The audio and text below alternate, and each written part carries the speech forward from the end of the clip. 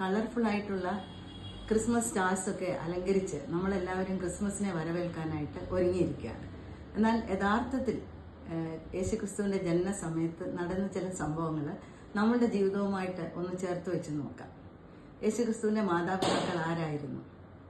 വളരെ ദൈവഭയമുള്ളവനും അതുപോലെ നീതിമാനുമായിരുന്നു Joseph. ദൈവഭയമുള്ളവളും നിഷ്കളങ്കയുമായിരുന്നു Mary.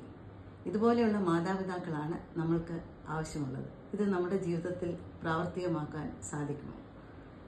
അടുത്തതായിട്ട് അവർ വളരെ പൗരബോധമുള്ളവരും ആയിരുന്നു. കാരണം കൈസറുടെ നിർദ്ദേശപ്രകാരം അവർ സെൻസസിനായിട്ട് ദാവീദിന്റെ പട്ടണത്തിലേക്ക്, അതായത് ബേത്ലഹേമിലേക്ക് പോകാനായിട്ട് പറഞ്ഞപ്പോൾ പൂർണ്ണ ഗർഭിണിയായ ഭാര്യയെയും കൂട്ടി ജോസഫ് അവിടെ ഒരു അറേഞ്ച്മെന്റ്സും കിട്ടൂല എന്നറിയാമായിരുന്നിട്ടും അവര് ആ സെൻസസിനായിട്ട് പോയി.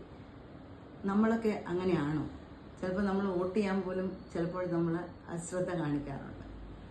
ഇനി മൂന്നാമതായിട്ട് നമ്മുടെയൊക്കെ ഭവനങ്ങൾ യേശുക്രിസ്തുവിനെ സ്വീകരിക്കാനായിട്ട് സജ്ജമാണോ? യഥാർത്ഥത്തിൽ നോക്കിയാൽ വിരുന്നും വീഞ്ഞും അട്ടഹാസവും പരിഹാസവും വഴക്കും വക്കാണവും ഒക്കെയുള്ള ഭവനങ്ങളാണ് ഇപ്പം നമ്മൾ മിക്കവാറും കാണുന്നത്. നമ്മുടെ ഭവനങ്ങളെ നമുക്ക് സജ്ജമാക്കുവാൻ, പെട്ടെന്ന് ഇതെല്ലാം മാറ്റി സജ്ജമാക്കുവാൻ സാധിക്കുമോ? മിക്കപ്പോഴും അത് സാധ്യമല്ല. എന്നിരുന്നാൽ നമുക്ക് സാധ്യമാവുന്ന ഒന്നുണ്ട്.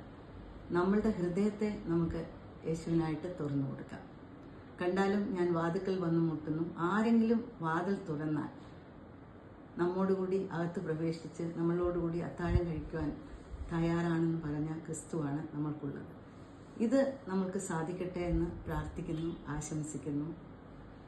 ദൈവം അനുഗ്രഹിക്കട്ടെ.